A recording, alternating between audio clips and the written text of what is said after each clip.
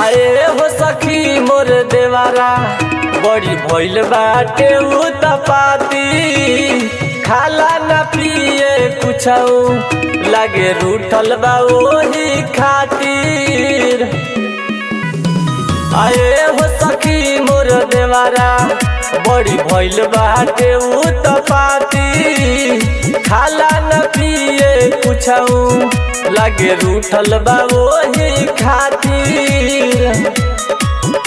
आज के तनु मनाई माने न भौजी रे कहे फुलावाला से खेल ले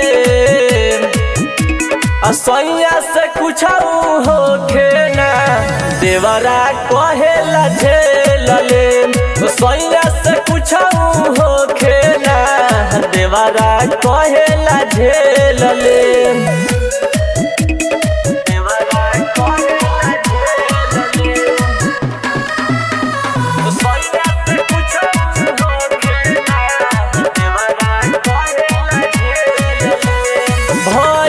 बाटे पूरा मुदैया लागेला बड़ी डर रे धक्का धक्का होके हमारा अंदर करे न कौन बड़ा बड़ रे।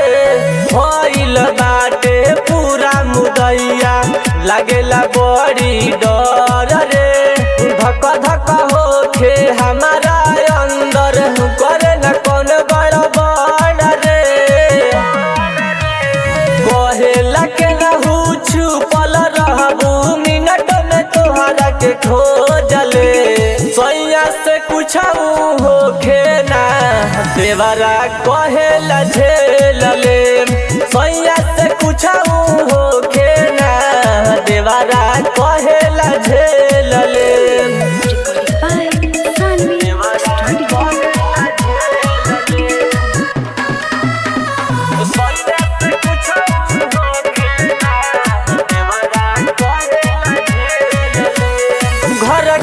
फैसला करे पंचायत देखो ना राइटर सोना लाल रे पियावा दुलार चन कुछ न बोले लागे वो करे बचाल रे। घर के फैसला करे पंचायत देखो ना राइटर सोना लाल रे पियावा दुलार चन कुछ न बोले लागे वो करे बचाल रे।